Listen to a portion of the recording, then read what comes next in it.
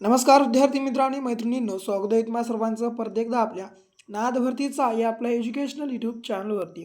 मित्रांनो बघा, या ठिकाणी आपण आज जे की नेहमीप्रमाणे बीड जिल्हा पोलीस पाटील पदभरती 2026साठी मित्रांनो बघा आपल्या येणाऱ्या परीक्षेसाठी जे की बघा अद्ययावत सराव प्रश्नपत्रिका मित्रांनो बघा जे की 3ऱ्या क्रमांकाच्या ठिकाणी आपण आज पाहणार आहोत. जर समजा तुम्ही मागले जर समजा आणखीन हे 2 भाग या ठिकाणी पाहिजे नसेल मित्रांनो, अवश्य बघा हे 2 भाग तुम्ही पाहून घ्या मित्रांनो. बघा या दोन्ही भागाची लिंक बघा या बघा व्हिडिओच्या खाली डिस्क्रिप्शन बॉक्समध्ये आम्ही तुम्हाला अवेलेबल करून दिलेली आहे. ओके, बघा मित्रांनो बघा अत्यंत महत्त्वाची बात म्हणजे हे संपूर्ण प्रश्न बघा मित्रांनो झालेल्या जालना मित्रांनो बघा पोलीस पाटील भरतीला मित्रांनो बघा विचारण्यात आलेले आहेत. म्हणून बघा मित्रांनो आजचा हा जो संपूर्ण काही भाग आहे शेवटपर्यंत अवश्य अभ्यासून घ्या. आणि मित्रांनो बघा महत्त्वाचं म्हणजे आपल्या चॅनलला तुम्ही सबस्क्राईब आताच या ठिकाणी करून घ्या. ओके, बघा मित्रांनो या ठिकाणी हे जर वरचे 3 आपण सोडले तर टोटल प्रश्न मित्रांनो बघा जालना झालेल्या मित्रांनो बघा पेपरला बघा मागं झालेल्या पेपरला विचारण्यात आलेले प्रश्न आहेत. म्हणून मित्रांनो बघा अवश्य संपूर्ण प्रश्नसंच पाहून घ्या, म्हणजे पोलीस पाटील एक्झामला नेमकं पॅटर्न कसा असतो आणि कशा प्रकारचे प्रश्न मित्रांनो विचारले जातात याचा जे की तुम्हाला बघा फॉर्मॅट मित्रांनो या आपल्या आजच्या व्हिडिओच्या माध्यमातून बघा कळून जाणार आहे. म्हणून पूर्ण व्हिडिओ शेवटपर्यंत पाहायला विसरू नका. ओके, तर बघा प्रश्न पहिला, बीड जिल्ह्याची स्थापना खालीलपैकी कोणत्या वर्षी झाली? तर विद्यार्थी मित्रांनो बघा या ठिकाणी जी की बीड हा जो मित्रांनो जिल्हा आहे या जिल्ह्याची स्थापना बघा मित्रांनो जे की बघा क्रमांक 1956 मध्ये मित्रांनो या ठिकाणी बघा जे की मित्रांनो बीड या जिल्ह्याची स्थापना झालेली आहे. जे की बघा क्रमांक आपल्या प्रश्नाचा या ठिकाणी करेक्ट आन्सर असणार आहे. ओके, पुढे बघा दुसरा प्रश्न. तर बघा दुसरा प्रश्न, बीड हा जिल्हा कोणत्या प्रशासकीय विभागात येतो? तर मित्रांनो बघा बीड हा जो बघा जिल्हा आहे मित्रांनो हा येतो बघा जे की क्रमांक मराठवाडा या प्रशासकीय विभागामध्ये. मित्रांनो बघा मराठवाडा या प्रशासकीय विभागाची राजधानी आहे बघा छत्रपती संभाजीनगर. लक्षात ठेवून घ्या, छत्रपती संभाजीनगर मित्रांनो बघा मराठवाडा या प्रशासकीय विभागाची राजधानी आहे. आणि मित्रांनो बघा मराठवाडा या प्रशासकीय विभागामध्ये बघा जवळपास 8 जिल्हे मित्रांनो येतात. ओके, 8 जिल्ह्याचा समावेश आहे, लक्षात असू द्या. आणि मित्रांनो बघा आपल्या भारतामध्ये मराठवाडा हे बघा मित्रांनो प्रशासकीय विभाग मित्रांनो हा जो विभाग आहे मित्रांनो हा पहिलं बघा मित्रांनो एक आपल्या महाराष्ट्र एक भारतामधलं बघा मित्रांनो जे की एक विभाग होता मित्रांनो बघा पहिलं जसं की जम्मू काश्मीर प्रमाणे. ओके, तर मित्रांनो बघा हा विभाग बघा जे की मित्रांनो स्वातंत्र्यानंतर आपल्या भारताला कधी तर 15 ऑगस्ट 1900 मित्रांनो 15 ऑगस्ट 1947ला मित्रांनो या ठिकाणी भारताला स्वातंत्र्य मिळालं. परंतु मित्रांनो बघा हा जो विभाग आहे मित्रांनो या विभागाला स्वातंत्र्य कधी मिळालं तर जे की बघा 17 सप्टेंबर 1948 मध्ये मित्रांनो बघा या विभागाला स्वातंत्र्य मिळून हा जो मित्रांनो मराठवाडा हा विभाग आहे मित्रांनो हा आपल्या भारतामध्ये सामील करून घेण्यात आला होता. म्हणून मित्रांनो या ठिकाणी बघा जे की 17 सप्टेंबर हा जो मित्रांनो दिवस आहे मित्रांनो बघा मराठवाड्यामध्ये मराठवाडा मुक्ती संग्राम दिवस म्हणून बघा आपल्या साजरा केला जातो, लक्षात असू द्या. ओके, या ठिकाणी बघा मी देखील मराठवाड्यामधलाच आहे. पुढचा प्रश्न बघा, बीड जिल्ह्याचे क्षेत्रफळ किती चौरस किलोमीटर आहे? तर विद्यार्थी मित्रांनो बघा बीड या जिल्ह्याचे जे की क्षेत्रफळ मित्रांनो किती चौरस किलोमीटर आहे? तर बघा जी की क्रमांक मित्रांनो 10,693 मित्रांनो बघा इतकं जे की बघा बीड या जिल्ह्याचं क्षेत्रफळ आहे, असू द्या लक्षात. पुढचा प्रश्न, शहराचा प्रथम नागरिक कोण असतो? तर मित्रांनो बघा शहराचा प्रथम नागरिक बघा जी की क्रमांक महापौर हा असतो, लक्षात असू द्या. विद्यार्थी मित्रांनो बघा या ठिकाणी पोलीस पाटील भरतीला खूपच मित्रांनो जे की बघा साधे आणि सोप्या लेवलचे प्रश्नसंच या ठिकाणी बघा जे की मित्रांनो विचारले जात आहेत. म्हणून मित्रांनो बघा ही एक तुमच्यासाठी बघा मोठी संधी आहे आणि या संधीचं मित्रांनो बघा सोनं तुम्ही या ठिकाणी आवश्यक करून घ्या. कारण मित्रांनो बघा कसं घर बसल्या 15,000 रुपये पेमेंट मित्रांनो खूप जास्त आहे. घर बसल्या कोणतंही काम नसताना गावामध्ये फक्त आणि फक्त फेऱ्याच मारायचं काम आहे, मला दुसरं काहीही नाही. बघा मित्रांनो पोलीस पाटील बघा स्वतःच्या घरी राहून मित्रांनो तुमच्याकडे त्याचं जे मित्रांनो कार्य आहे तुम्ही पार पाडू शकता.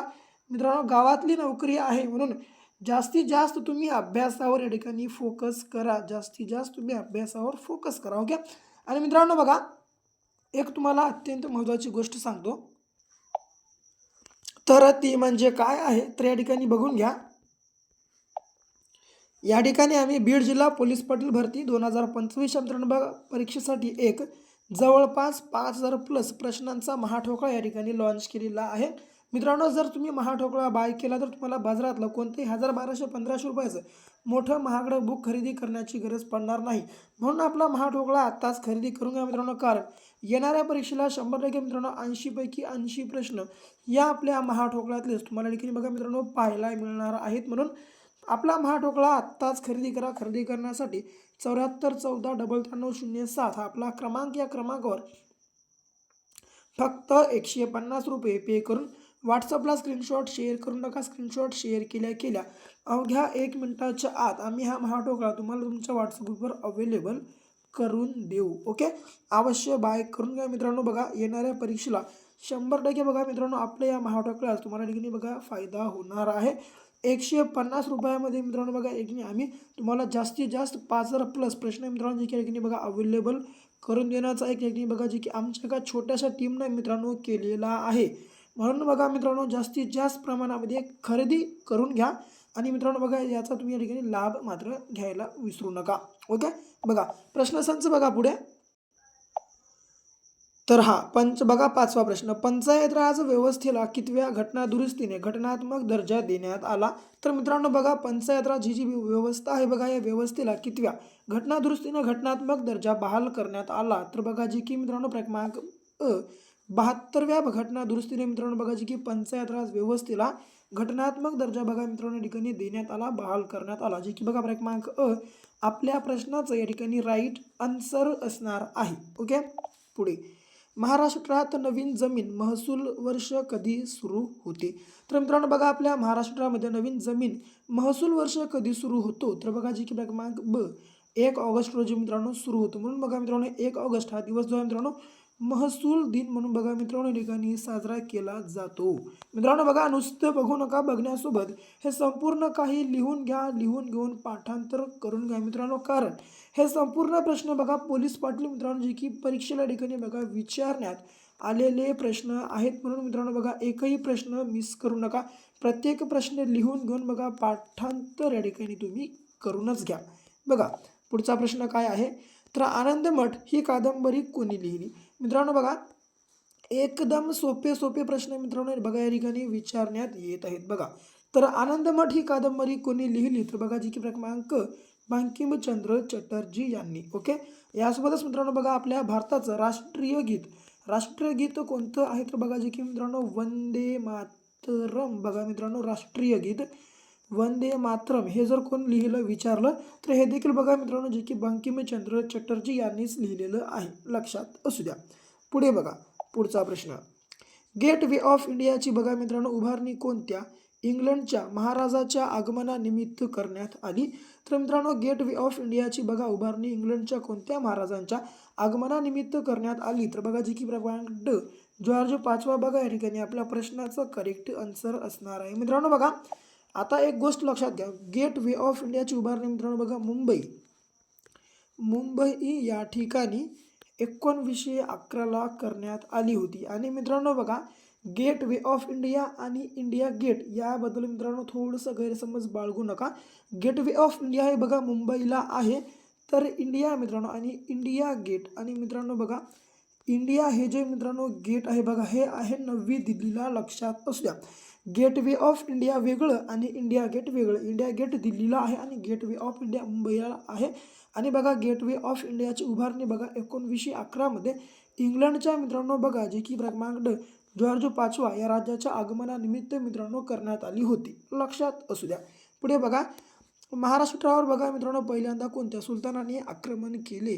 तर तो म्हणजे बघा जी की क्रमांक अलाउद्दीन खिलजी. आपल्या प्रश्नाचं बघा जी की क्रमांक आन्सर बघा मित्रांनो ठिकाणी योग्य आन्सर असणार आहे.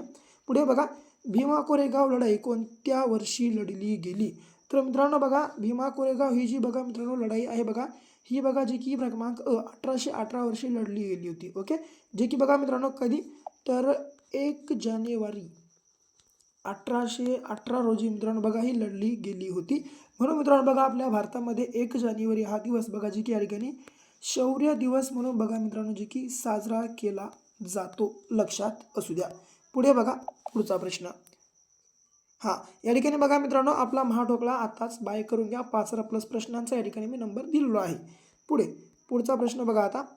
महात्मा फुले बघा मित्रांनो महात्मा ज्योतिबा फुले यांना हिंदुस्थानचा बुकर टी वॉशिंग्टन म्हणून कोणी संबोधले? तर मित्रांनो बघा महात्मा ज्योतिबा फुले यांना हिंदुस्थानचा बुकर टी वॉशिंग्टन असे म्हणून कोणी संबोधले? तर बघा जी की क्रमांक अ सयाजीराव गायकवाड. या ठिकाणी आपल्या प्रश्नाचे मित्रांनो जी की बघा क्रमांक अ करेक्ट आन्सर असणार आहे. पुढे कायद्यासमोर सर्व समान हे भारतीय राज्यघटनेच्या कोणत्या कलमात आहे? तर विद्यार्थी मित्रांनो बघा कायद्यासमोर सर्व समान हे भारतीय राज्यघटनेच्या कोणत्या कलमामध्ये आहे? तर बघा जी की क्रमांक ब 14 कलम बघा आपल्या प्रश्नाचं या ठिकाणी जे की करेक्ट आन्सर असणार आहे. ओके. पुढे मुळा प्रवरा संगम बघा खालीलपैकी कोठे आहे? तर मित्रांनो बघा मुळा व प्रवरा या दोन नद्यांचं संगम कोठे होतं? तर बघा जी की क्रमांक मित्रांनो बघा नेवासा या ठिकाणी होतं. ओके, लक्षात असू द्या. पुढे बघा तोतला डोह धरण कोणत्या नदीवर आहे? तर मित्रांनो बघा जी की क्रमांक ड पेंच बघा आपल्या प्रश्नाचं या ठिकाणी जी की करेक्ट आन्सर होणार आहे. पुढे 15वा रावण छाया. तर बघा मित्रांनो या ठिकाणी जी की रावण छाया बघा या हा भारतातील पहिला खालीलपैकी कोणत्या राज्यातील बाहुल्यांचा खेळ आहे? तर रावण छाया हा बघा मित्रांनो जे की ओडिशा बघा मित्रांनो या राज्यातील बघा जे की एक बाहुल्यांचा खेळ आहे बघा जे की क्रमांक मित्रांनो अ ओडिसा या ठिकाणी आपल्या प्रश्नाचं जे की करेक्ट आन्सर या ठिकाणी असणार आहे. 16वा राष्ट्रीय मतदार दिवस बघा कोणत्या दिवशी साजरा केला जातो? तर बघा जी की क्रमांक ब 25 जानेवारी रोजी मित्रांनो बघा जी की राष्ट्रीय मतदार दिवस हा दिवस जो आहे मित्रांनो बघा जी की साजरा केला जातो. पुढे राष्ट्रीय ऐच्छिक रक्तदान दिवस बघा मित्रांनो वरी मतदार दिवस विचारले आणि खाली बघा जी की राष्ट्रीय ऐच्छिक मतदार दिवस विचारण्यात आलेलं आहे रक्तदान दिवस. तर हा कोणत्या दिवशी साजरा केला जातो? तर तो म्हणजे बघा जी की क्रमांक मित्रांनो 1 ऑक्टोबर आपल्या प्रश्नाचं या ठिकाणी राईट आन्सर असणार आहे. आणि मित्रांनो बघा साधा जो मित्रांनो बघा रक्तदान दिवस आहे तो बघा जे की 14 जून या दिवशी साजरा केला जातो. ओके, लक्षात असू द्या. पुढे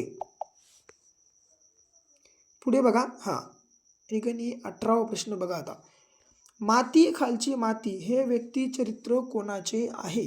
तर मित्रांनो बघा माती खालची माती हे जे व्यक्तिचरित्र आहे बघा जे की क्रमांक ड आनंद यादव यांचं आहे. यासोबतच बघा मित्रांनो आनंद यादव यांनी झोंबी ही बघा मित्रांनो जी की कादंबरी त्यांनी लिहिलेली आहे. आणि मित्रांनो हा प्रश्न खूप वेळा बघा खूप परीक्षेमध्ये रिपीट झालेला आहे म्हणून बघा मित्रांनो हा प्रश्न झोंबी ही कादंबरी कोणी लिहिली आताच लक्षात ठेवून घ्या. आनंद यादव यांनी लिहिली आहे. ओके. पुढे बघा UPIचा फुल फॉर्म काय आहे? तर मित्रांनो बघा एकदम सोपा प्रश्न आहे परंतु बऱ्याच या ठिकाणी जी की 99% जणांना या प्रश्नाचं आन्सर येणार नाही. तर UPIचा फुल फॉर्म काय आहे? तर बघा जी की युनिफाईड पेमेंट्स इंटरफेस असा बघा जे की मित्रांनो याचा अर्थ निघून येतो. ओके. पुढे शेवटचा प्रश्न a Long Walk to Freedom हे बघा आत्मचरित्र कोणाचे आहे? तर a Long Walk to Freedom बघा मित्रांनो बघा हे आत्मचरित्र कोणाचे आहे? हा शेवटचा प्रश्न आहे. या शेवटच्या प्रश्नाचं आन्सर तुम्हा सर्वांना कमेंट बॉक्समध्ये कमेंटमध्ये सांगायचं आहे. आणि बाकी आपला व्हिडिओ आवडला असेल आपल्या व्हिडिओला लाईक करा, जास्तीत जास्त शेअर करा तुमच्या विद्यार्थी मित्रांसोबत. आणखीनही आपल्या चॅनलला तुम्ही सबस्क्राईब केलं नसेल अवश्य सबस्क्राईब करून घ्या. याच प्रकारचे बघा नवनवीन बघा जे की मित्रांनो व्हिडिओ बघा दररोज ठिकाणी अभ्यास न करिता. तर भेटू पुन्हा अशा नेक्स्ट लेवलच्या नवीनशा भागासोबत. तोपर्यंत घ्या काळजी, करा अभ्यास.